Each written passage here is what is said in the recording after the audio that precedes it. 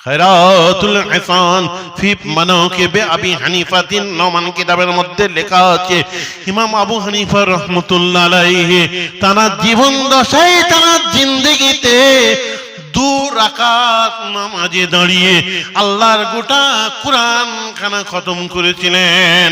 আর আমার রাসূল পাকের সাহাবা হযরত উসমান গনি যিন্নুরাইন রাদিয়াল্লাহু তাআলা আনহু 2 রাকাত নামাজে দাঁড়িয়ে আল্লাহর গোটা কুরআন খতম করেছিলেন। পৃথিবীর ভিতরে 2 ব্যক্তি 2 রাকাত নামাজে দাঁড়িয়ে আল্লাহর গোটা কোরআন খতম করেছিলেন।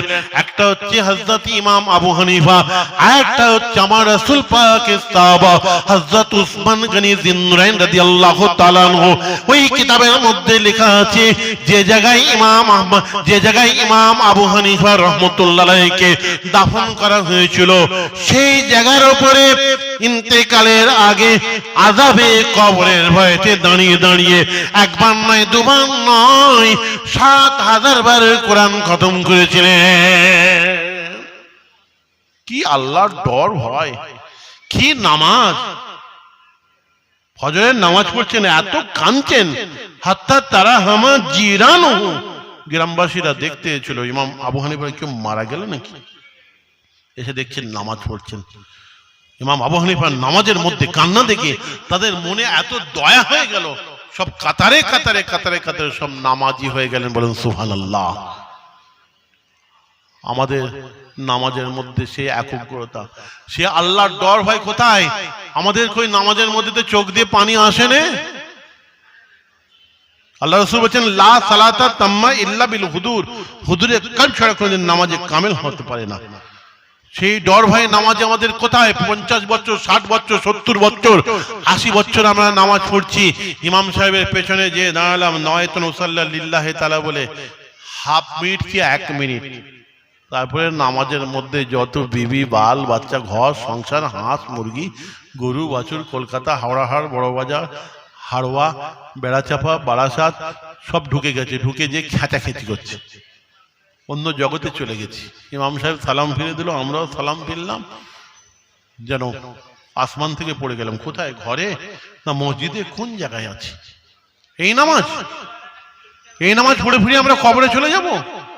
নবীর মতন নামাজ পড়বেন না, সাহাবায়ে কেরামদের মতন নামাজ পড়বেন না, তাবেঈনদের মতন নামাজ পড়বেন না, ইমামদের মতন ওলিয়া আউলিয়াদের মতন নামাজ পড়বেন না? সে নামাজ কোথায়? তাই আমি বলি আল্লাহর ডর ভয় আলাদা জিনিস, নামাজ আলাদা জিনিস। তাই আমি বলি রোজা আলাদা জিনিস, আল্লাহর ডর ভয় আলাদা জিনিস।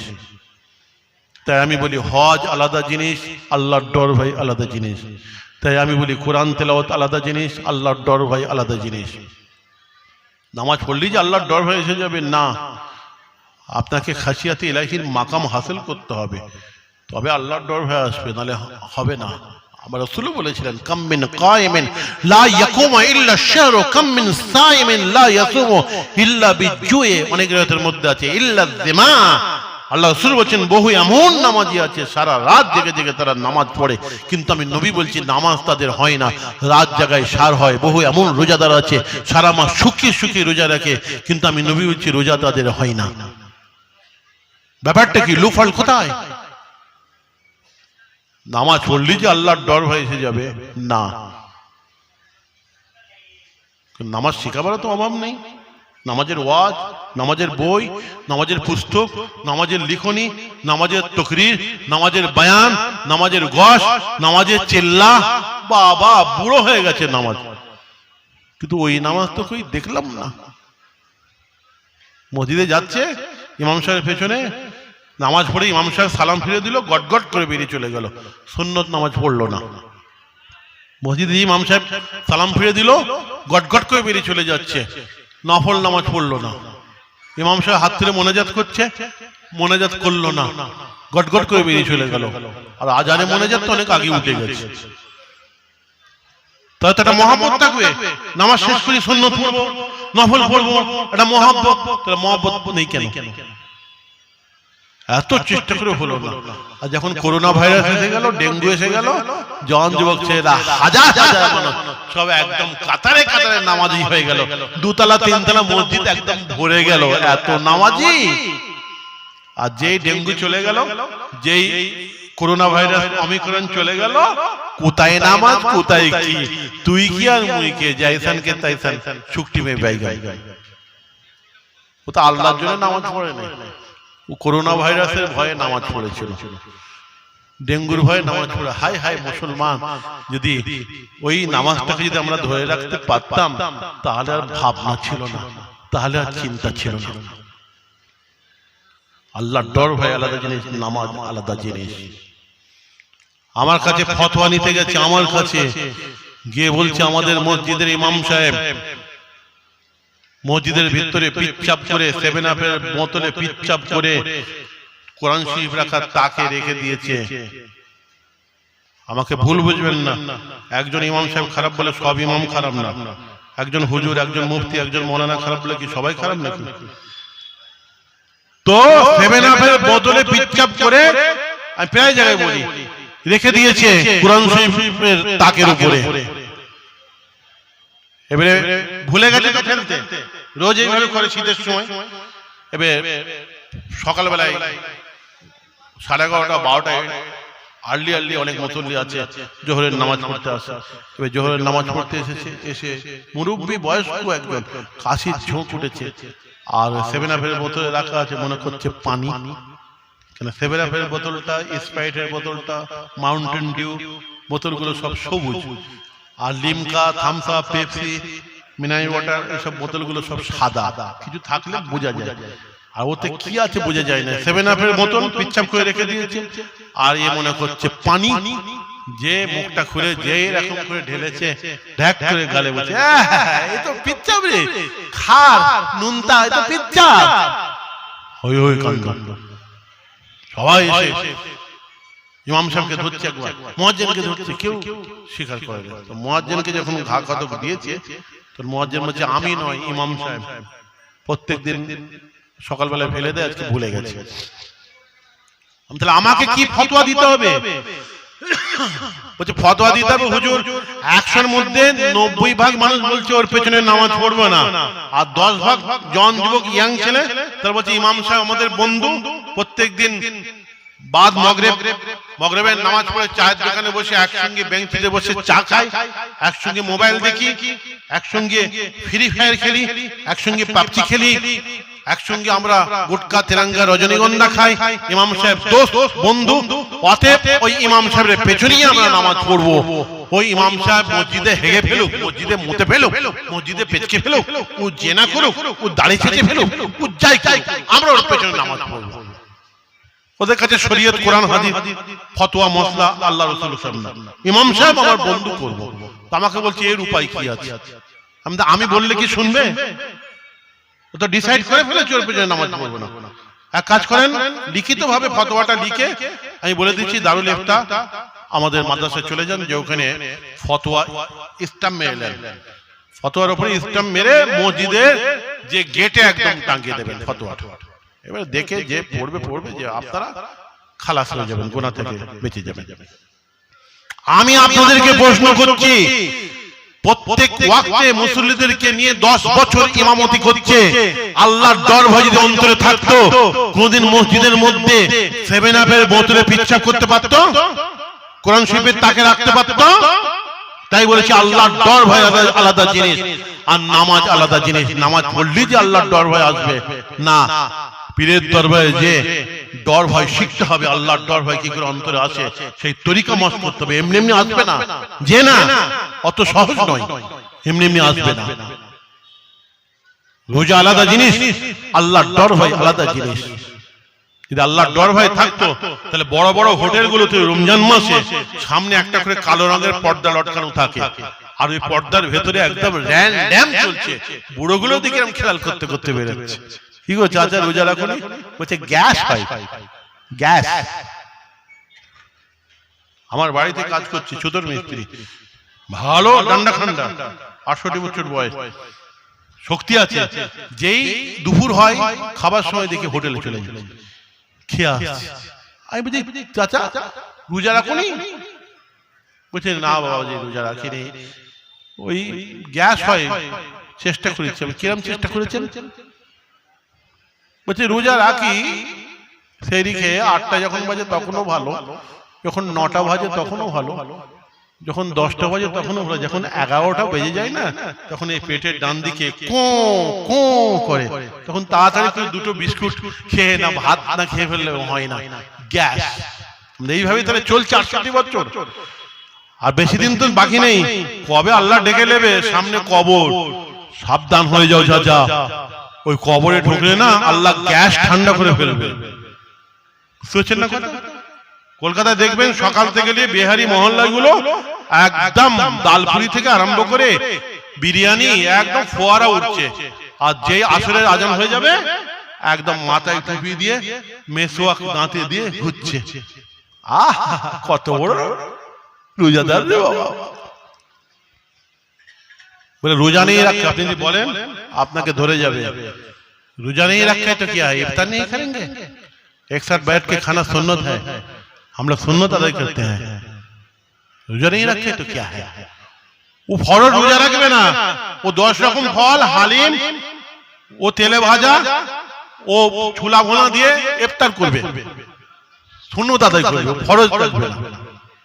মেটিয়া বুঝে গেছেন আপনারা? মেটিয়া বুঝে জলসায় গেলে দেখি এরকম বড় বড় থালা, আমাদের মৌলানা সাহেব ভাই জানে, এরকম বড় বড় সব থালা বার করে, বাবা দরজাতে ঢুকছিলাম কাজ করে নিয়ে আসে। কি হবে রে বাবু? বলছে বড় থালায় খাওয়া শূন্য না, ফাঁকি মারা কল। 15 জন আলেম ওলামা সব, ইমাম সাহেব সব একসঙ্গে সব জুটেছে, 15 জনকে যদি ভাত দিতে হয় 15 প্লেট ভাত দিতে হবে, 15 প্লেট মাছের তরকারি দিতে হবে, 15 প্লেট গোশতের তরকারি দিতে হবে, 15 প্লেট ডাল দিতে হবে। আর বড় যদি একটা খাঞ্চায় দেওয়া হয়, মধ্যে এতটা ভাত আর 1 প্লেট তরকারি, 1 প্লেট মাছ, 1 প্লেট ডাল দিয়ে দিল। এবারে তোরা 15 জন মিলে চটকা চটকি করে মার। সুন্নত না ফাঁকি মারার কল? চালাকি ধরেছো? নামাজ নেই, রোজা নেই, মুখে দাড়ি নেই, হ্যাঁ ওই হাতি কাজ, বিড়ি সিগারেট হাতে হাত দেখিয়েছে, 2 ঘন্টা হাতে বিড়ির গন্ধ, সাবান দিয়ে হাত ধুতে হলো, আর সুন্নত দেখাচ্ছ বড় থালাই খেয়ে? ফাঁকি মারা কল। ও বড় থালাই খেয়ে সুন্নত আদায় করবে, ও রোজা রাখবে না, ইফতার করে সুন্নত আদায় করবে। খুব সাবধান আমার ভাইরা। ইহুদি নাসারা মেয়ে ছেলে বাচ্চা ছেলেকে কোলে করে নিয়ে রমজান মাসে দোকানে সদা করতে গিয়েছিল। এমন সময় দোকানদারের মিষ্টির শোকেসে মিষ্টি রাখা ছিল। বাচ্চা ছেলেটা মিষ্টি খাওয়ার জন্য জিদ আরম্ভ করলো, ঝোঁক ধরলো। সেই সময় ইহুদি মেয়ে ছেলেটা বলেছিল, না এখন মুসলমানদের রমজান মাস চলছে, সকলে সুখী আছে, রোজা রেখে আছে, আমি তোমাকে ডাক পোকারে মিষ্টি খেতে দেব না, বাড়িতে চলো। আমার ভাইয়েরা, বহুদিন পরে ওই মেয়েটা যখন মারা গেল, সেই যুগের মস্ত বড় একজন আল্লাহর ওলি স্বপ্নে দেখছেন, কবে দেখছেন ওই মেয়েটা বেহেশতের মধ্যে, জান্নাতের মধ্যে ঘুরে ঘুরে বেড়াচ্ছে। আল্লাহ এটা বললো, তুমি তো জীবনে কোনোদিন নামাজ পড়ো নাই, তুমি তো আল্লাহকে ডাকো নাই, তুমি তো কলমা পড়ো নাই, তুমি তো মুসলমান নয়, তুমি কি করে জান্নাতের মধ্যে, বেহেশতের মধ্যে গেলে? সেই সময় ইহুদি মেয়ে ছেলেটা বলেছিল, আমি একদিন রমজান মাসে সদা করতে গিয়েছিলাম, মিষ্টির শোকেসে মিষ্টি রাখা ছিল, আমার বাচ্চাটা মিষ্টি খাওয়ার জন্য জিদ আরম্ভ করেছিল। সেই সময় আমার বাচ্চাটাকে আমি বলেছিলাম, না এখন মুসলমানদের রমজান মাস চলছে, সকলে রোজা রেখে আছে, তোমাকে আমি মিষ্টি খেতে দেব না। এতটুকু রমজান মাসের সম্মান করেছিলাম বলে, এতটুকু রমজান মাসের আদব করেছিলাম বলে, এতটুকু রমজান মাসের তাজিম করেছিলাম বলে, আমার যখন মওত হয়েছিল, আমার মওতের সময় আল্লাহ পাক আমার কপালে কলেমা শরীফের মতন অত বড় একটা নিয়ামত দান করেছিলেন, অর্থাৎ আমার মওত আল্লাহ পাক সেদিন ঈমানের সঙ্গে করে দিয়েছিলেন বলে আমি মেয়ে ছেলে বেহেশতের মধ্যে, জান্নাতের মধ্যে ঘুরে ঘুরে বেড়াচ্ছে। ইহুদি মেয়ে ছেলে রমজান মাসে সম্মান করে চলবে, আজকে আল্লাহ পাক তাকে কলমা পড়ে ভালোবেসে জান্নাতে দিয়ে দিলেন। আর আমরা মুসলমান বাড়ির ছেলেরা, জওয়ান যুবকরা দিন দুপুরে বেহায়ার মতন আমরা খেয়ে খেয়ে ঘুরে বেড়াই। খুব সাবধান, সামনে রমজান মাস আসছে, সবাই রোজা রাখবেন, রোজার ওসিলায় আল্লাহ পাক আমাদের সকলের সমস্ত শরীরের ব্যায়ামকে আল্লাহ পাক ভালো করে দেন, বলো না আমিন। বুঝছেন না কথা? আজকে আল্লাহর ডর ভয় যদি অন্তরে থাকতো তাই রমজান মাসে খেয়ে বেড়াতে পারতো না। 3 বার হজ করেছে, হজ করে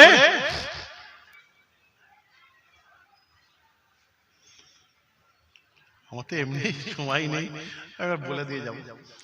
আমি তো এখান থেকে দুটো জলসা করিনি, এখান থেকে হাওড়া জেলায় আমার টাইম আছে 9টা পর্যন্ত টাইম ছিল, আর আমি তো রাস্তায় খুব জ্যাম হয়ে গেল, জ্যামে পড়ে গেলাম, তো মোটামুটি 9:30 বাজে। আচ্ছা, তো 3 বার হজ করেছে। মেয়ের, আপনার ছেলের মেয়ের বিয়ে, পুতিনের বিয়ে, আপনারা কি বলেন, নাতনি না পুতনি? পুতনি, দাদু, আর লাখ লাখ টাকা খরচা করেছে। এমন কোন জিনিস নেই যে করেনি। বোম্বে থেকে যারা নাচ করে, গাই করে, মানে গায়িকা যারা, তাদেরকেও ভাড়া করে এনেছে। তো শেষ বেলায় যখন নাচ হচ্ছে, ড্যান্স হচ্ছে, তো দাদু 3 বার হজ করেছে, এরকম হাজি রুমাল পরে এরকম দাঁড়িয়ে আছে। ওটা তো মোবাইলে রেকর্ডিং করে ছেড়ে দিয়েছে, ভাইরাল হয়ে গেছে। তো দেখলাম এরকম বসে আছে, দাঁড়িয়ে আছে, তো ওখানে তো গানের আওয়াজ হচ্ছে, শোনা যায় না। তো কেউ মনে হয় বললো যে হাজি সাহেব একবার হয়ে যায়, এরকম কিছু একটা বলেছে মনে হয়। তো হঠাৎ দাঁড়িয়ে থাকতে থাকতে দেখি হাজি রুমালটা খুলে একজনের হাতে দিয়ে দিল, টুপিটা একজনের হাতে দিয়ে দিল, দিয়ে লপাং করে স্টেজে উঠে গিয়ে 3 বার হজ করেছে, 68 বছর দাড়ি পেকে গেছে। হাজি সাহেবের যদি কোমর নাচনে যদি দেখবে, আবার মাঝে মাঝে ওই মহিলার যে আবার কোমরে এরকম করে হাত দিচ্ছে আর নাচছে, বলে নাউযুবিল্লাহ মিন যালিক। 3 বার হজ করেছে, ছেলে মনে হয় কোনোদিন এত খুশি হয়নি, কিন্তু ওই দিন বাপ নাচছে বলে, ড্যান্স দিচ্ছে, হাজি সাহেব নাচছে বলে ছেলে এত খুশি হয়ে গেছে যে 2000 টাকার নোট আর 500 টাকার নোট গুলোকে টেবিল ফ্যানের সামনে এরকম করে ধরে আর এরকম খাস খাস খাস খাস খাস খাস করে উড়াচ্ছে।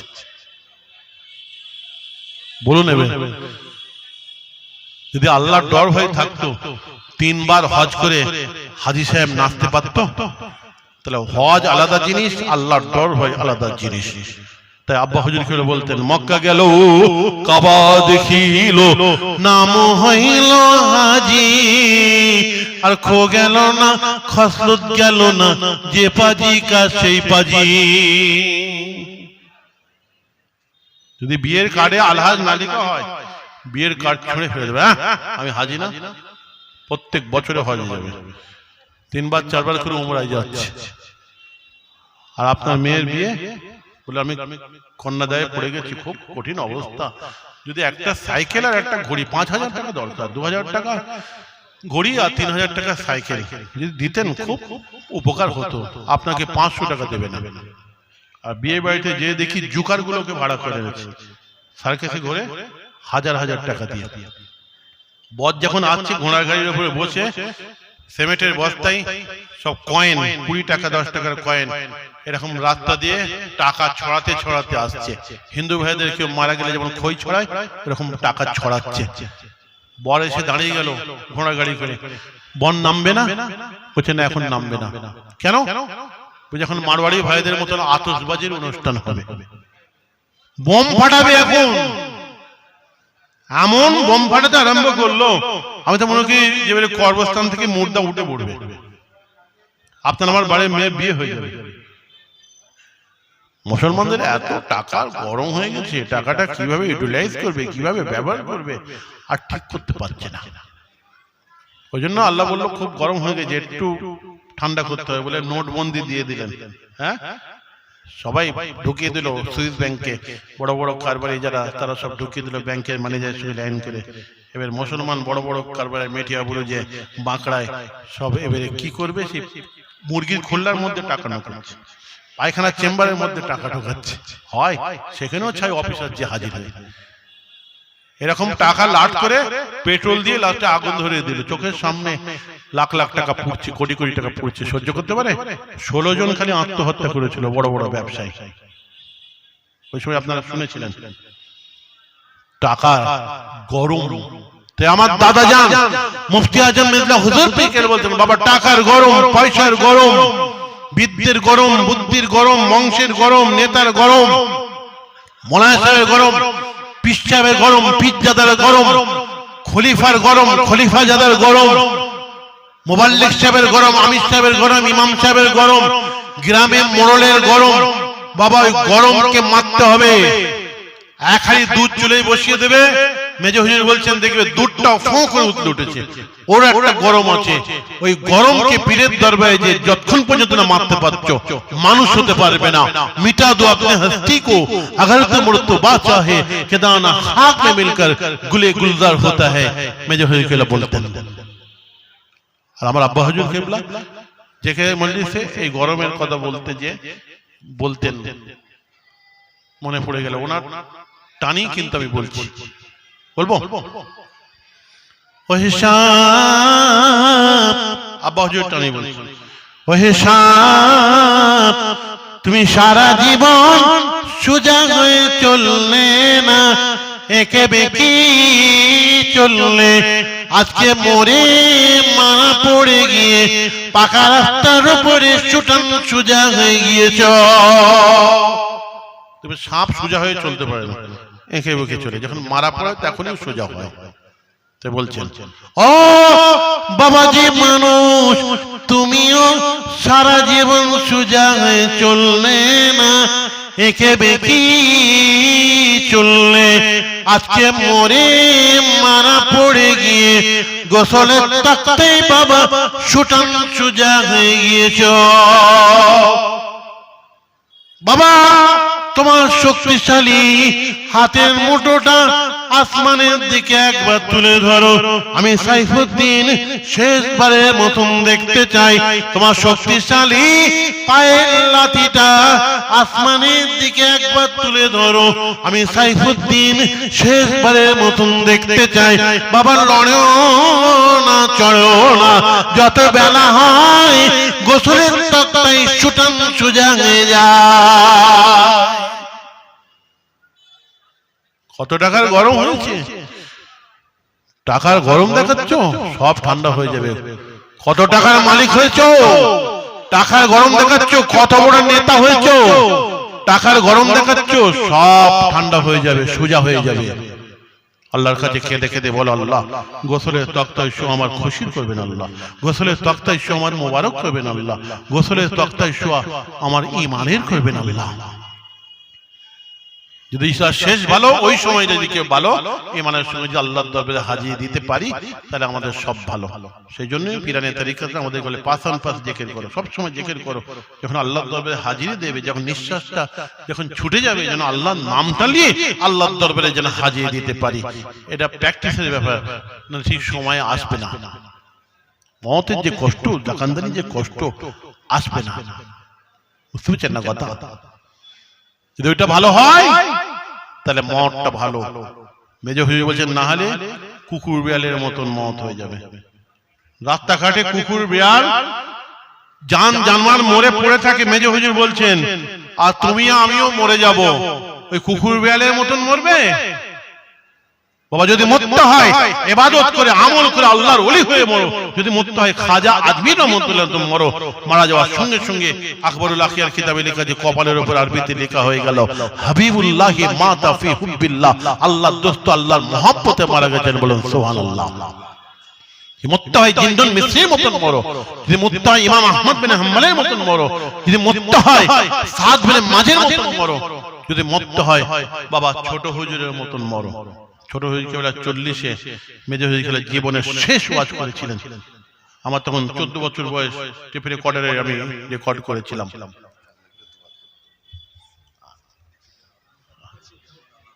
ঠিক আছে, তো কথা হচ্ছে এমনি সময় খুব সংক্ষেপ, আর আমারও তাড়া আছে, তো আমি আর ওয়াজ বাড়াচ্ছি না। কোনোদিন আসিনি তো আপনাদেরকে দেখে মহব্বতে, তাই একটু বলতে চাই। নিজেরও তো শরীর খারাপ, অ্যান্টিবায়োটিক খাচ্ছি। তো যাই হোক, তো আল্লাহ যদি কোনোদিন মৌকা মিলায় আবার আলোচনা করব। তো আপনারা সকলে এই ইসালে সওয়াবে, এই দরবারে আপনারা সকলে শরীক হন, আপনারা দান করেন, আপনাদের সহযোগিতায় মাশাআল্লাহ সব কাজ চলছে। তো যদি কেউ, আমি গুনাহগার অদম, আপনাদের ছোট ভাই পীরের আওলাদ, যদি আপনারা কেউ শরীক হতে চান, যদি শরীক হতে চান একটু মেহেরবানি করে আপনারা এখানে খাতা আছে, একটু খাতায় যদি এসে নাম লেখান আমি খুব খুশি হব। কেন আমি এমনি কালেকশন করতে পারিনি। কালেকশন করা এটা একটা এলেম, এটা একটা জ্ঞান। যারা কালেকশন করে তারা খুব সুন্দর করে বলে। আচ্ছা কি সুন্দর করে বলে না, কবুল করো মনের বাসনা, খানায় খাবা না দেখি আল্লাহ মত দিও না, এরকম বলে তো। আমি বলতে পারিনি বলে আমাকে দেবেন না নাকি? আমি তো পারিনি।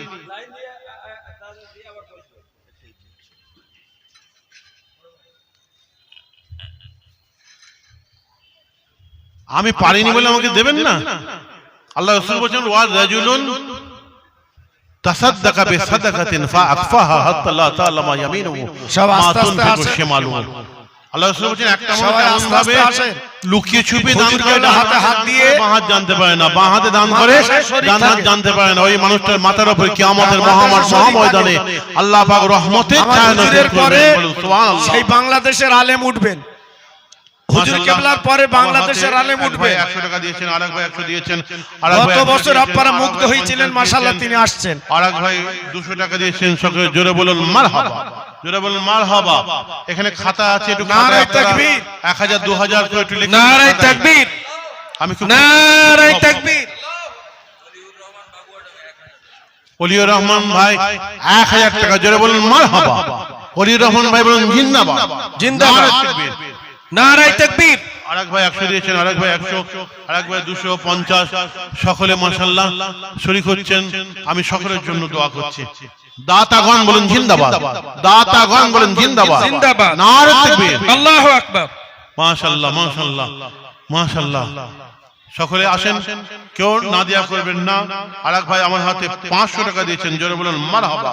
আরেক ভাই 100, আরেক ভাই 100, আরেক ভাই 100, আরেক ভাই 50। সকলেই মাশাআল্লাহ দিচ্ছেন, জোরে বলুন মারহাবা, জোরে বলুন মারহাবা। আল্লাহর ওলির দরবারে আপনারা সকলে দেবেন, কেউ না দিয়া করবেন না, সকলে দেবেন। মাশাআল্লাহ মাশাআল্লাহ, সুবহানাল্লাহ, আলহামদুলিল্লাহ, লা ইলাহা ইল্লাল্লাহ, সুবহানাল্লাহ, আলহামদুলিল্লাহ, লা ইলাহা ইল্লাল্লাহ, সুবহানাল্লাহ। নারে তাকবীর, সিলসিলায়ে হক ফুরফুরা শরীফ। এক ধার থেকে আসেন, একদিক থেকে নারে তাকবীর, এক সাইড দিয়ে আছেন, এক সাইড দিয়ে যান। মাশাআল্লাহ মাশাআল্লাহ। আরেক ভাই আমার হাতে 250 টাকা দিয়েছেন, আরো ভাই বহুত 100 করে দিচ্ছেন। সকলের জন্য, হালাল রুজির জন্য, ব্যবসা বাণিজ্যের জন্য, আয় বরকতের জন্য, যারা কবরবাসী হয়ে গেছে মাগফিরাতের জন্য, যারা পড়াশোনা করছে এবং যারা পরীক্ষা দিচ্ছে, সকলের জন্য আমি দোয়া করে দেব। মাশাআল্লাহ মাশাআল্লাহ মাশাআল্লাহ মাশাআল্লাহ মাশাআল্লাহ।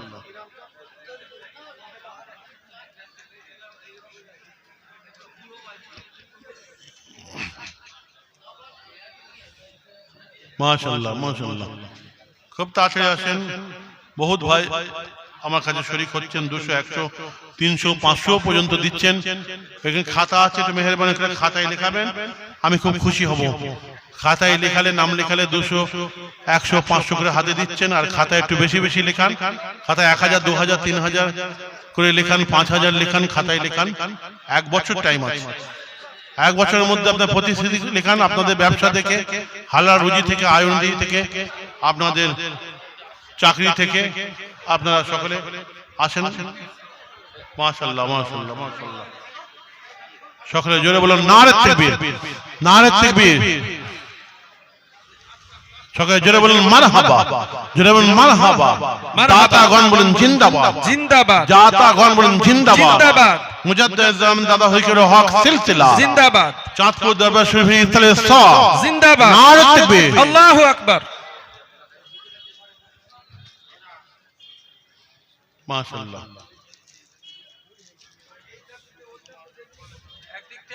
নারে তাকবীর, সিলসিলায়ে হক ফুরফুরা শরীফ, আওলাদে মুজাদ্দিদিজ জামান, আওলাদে মুজাদ্দিদিজ জামান।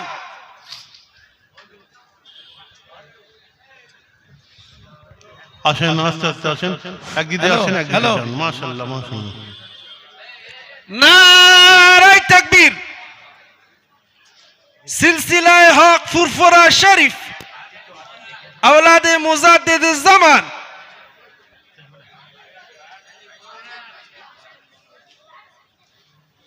মাশাআল্লাহ।